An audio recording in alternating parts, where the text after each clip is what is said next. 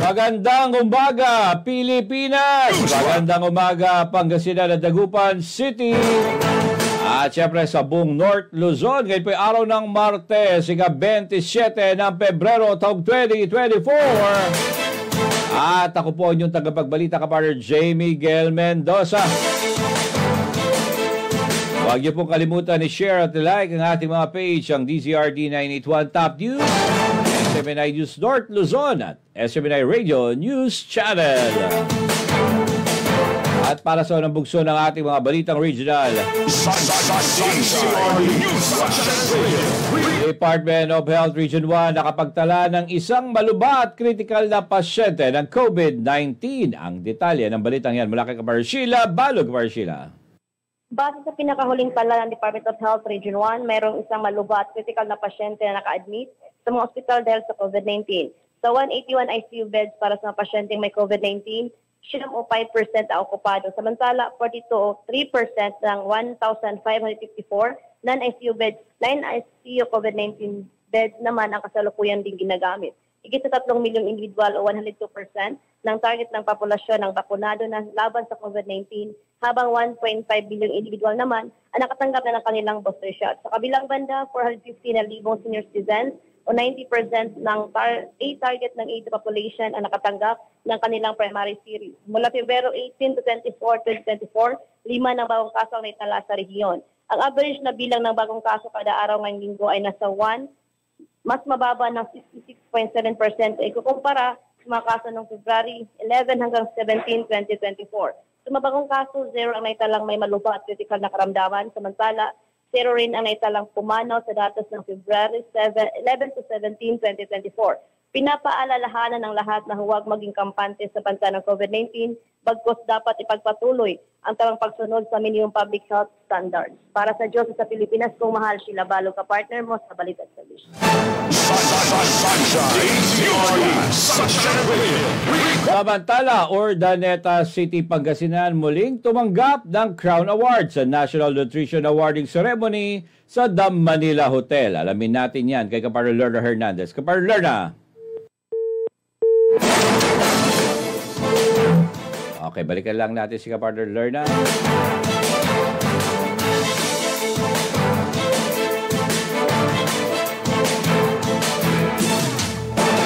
Samantala, daan-daang mga residente mula sa Barangay Mamalingling ang naka-avail ng libreng medical at dental services mula sa Department of Health. City Health Office na pinangunahan ni Dr. Pelia Terado. Kapartner rito ng Mamalingling Barangay Council na pinamumuno ni Captain Calvin D.B. Cayabyab.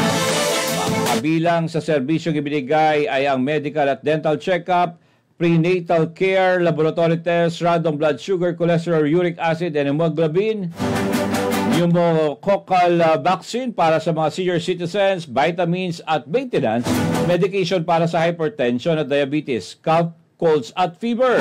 Bahagi ito ng response ng syudad sa Sustainable Development Goal 3, Good Health and Well-Being ng United Nations upang maging accessible ang healthcare sa mga Dagupeños. Samantala, binigyang kilala ni Mayor Belen Fernandez ang DILG Pangasinan at ang Liga ng mga Barangay sa pamumuno ni Councilor Marcelino Fernandez sa pagbabahagi ng kanilang kaalaman ukol sa leadership para sa mga community leaders at newly elected officials. Sunshine News Blast. What makes this all the more important is that even before the seminar, most of you have already been doing great things in your respective barangays. Tayo po na naglilingkod sa pamahalaan, we have made this choice to serve the public at the expense of our personal comfort and those of our families. Our business, our personal health, for something that affect our lives, directly and positively changing communities. Nagpasalamat din ng Mayora para patuloy na suporta nito sa syudad.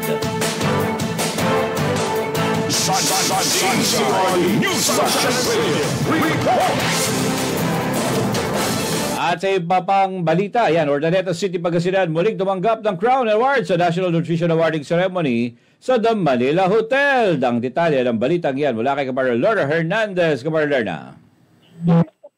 Muling tumanggap ng Organization Pangasinan ng Crown Award sa National Nutrition Awarding Ceremony sa The Manila Hotel.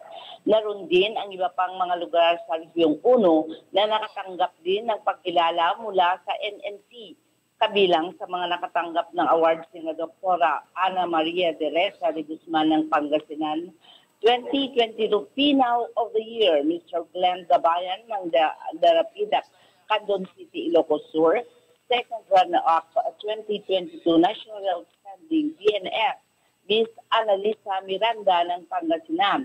Finalist 2022 DNPC of the Year at Miss Venus Bueno ng Bayambang Pangasinan Contender of the Year 2022. Nag-iisang Urdaneta City sa Crown Awardee sa Pangasinan sa Region 1 at isa sa siyam na awardees ng Pilipinas. Ito na ang ikatlong taon na sunod-sunod na nanalo ang Urdaneta bilang Crown Awardee. Para sa Diyos at Pilipinas kong mahal, Lorna Hernandez, kapartner mo sa balita at serbisyo.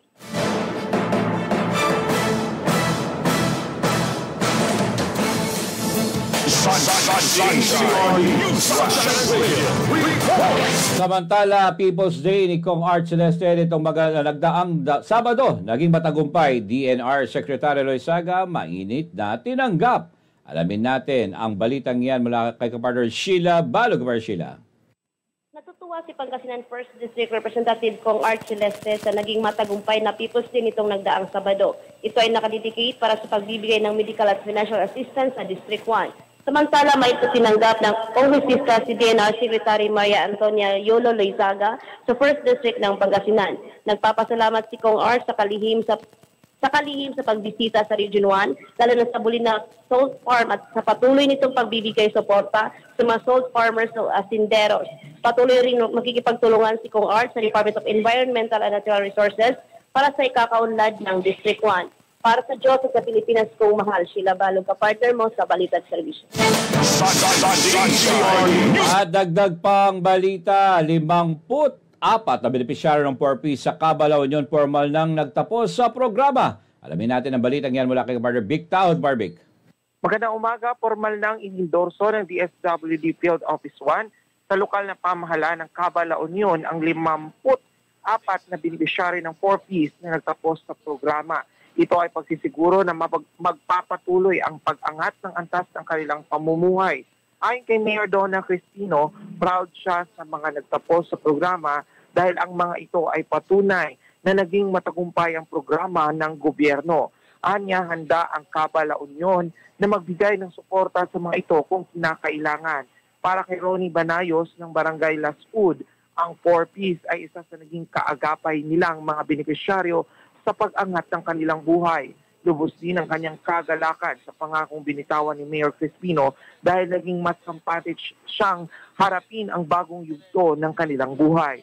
Si Ronnie at mga kapwa niyang nagtapos bilang beneficiary ng 4Ps ay buong galak na nakatanggap ng 10 kilong bigas mula sa lokal na pamahalaan bilang munting pagkilala sa kanilang pagpupursige tungo sa kaunlaran. Para sa Diyos at sa Pilipinas kong mahal, Big Tahod, partner mo sa balita at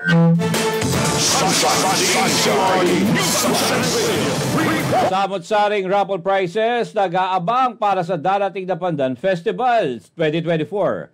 Ang detalye ng balitang yan mula kay kapartner Lorna Hernandez. Lorna? Samot-saring mga premyo mula raffle na ang nag-abang para sa dating na Pandang Festival 2024. Dalawa na ang pwedeng manalo sa isang ticket na maaring ma-avail sa Municipal Budget Office mula Lunes hanggang Biyernes, mula alas 8 ng umaga hanggang alas 4 ng hapon. Ang pondo na makukolekta ay mapupunta sa mga programa at proyekto ng munisipalidad. Samantala, muling nagbigay ng dole ng street food package sa mga benepisyo sa Mapandan na tinanggap ng mga ito sa Tulagan Multipurpose Gym. Ang pagpapamahagi ay pinaunahan ng Dole Central Pangasinan Food Office Head na si Ginang Agnes Aguinaldo. Nagpasalamat si Mayor Carl Christian Vega ay sa Dole sa DOLE sa walang sawang pagsuporta at pagbibigay ng programa para sa mga taga-Bapandan. Para sa Diyos at Pilipinas kong mahal, Lerner Hernandez, kapartner mo sa balita at serbisyo.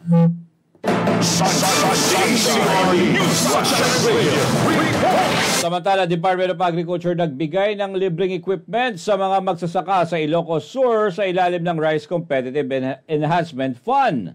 Ang balitang yan mula kay Kawarder Vic Taud. Kawarder Vic. Yes, kapartner, nagbigay ng libreng equipment ang Department of Agriculture sa mga magsasaka sa Ilocos Sur sa ilalim ng Rice Competitiveness Enhancement Fund para sa agricultural productivity.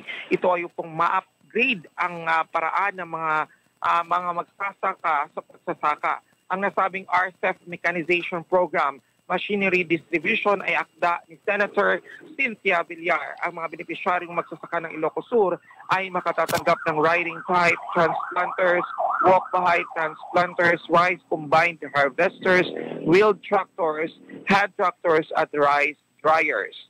Para sa Diyos sa Pilipinas ko mahal, Vic Taud, kapartner mo sa balita at serbisyo. At para sa huling balitang regional, itatayong Super Health Center sa Sison, Pangasinan, magbibigay ng mas mabilis na serbisyong medikal. Ito po ang aking balita. Makailan lang ay binisita ni Senator Bongo ang bayan ng Sison sa Pangasinan upang pangunahan ang groundbreaking ceremony ng itatayong Super Health Center kasama si Mayor Danilo Uy at iba pang opisyal. Binigyang diin ng senador na siyang chairman ng Senate Committee on Health ang kahalaga ng pagbibigay ng serbisyo medikal sa mga kababayan sa malalayong lugar ng Pangasinan. Ngayon po, with the Super Health Center, ay pwede na po dyan yung panganganak, yung mga minor cases. Ang kinaganda nito, madidecongest yung mga hospital. Dahil dyan na po sila magpapa-check up, mga minor cases, panganganak dyan na po. So, isang paraan po ito na ilayo natin sa ang mas lumala. Ilayo natin sa pagkalala yung sakit, early disease detection. At mailapit natin yung serbisyo medikal sa ating mga kababayan. Ang Super Health Center ay isang medium type na polyclinic na mas maliit sa ospital, ngunit mas malaki sa rural health unit. Maliban sa serbisyo ng panganganak, pwede rin ang laboratory, x-ray, minor cases, early disease detection, primary health care at konsulta ng PhilHealth.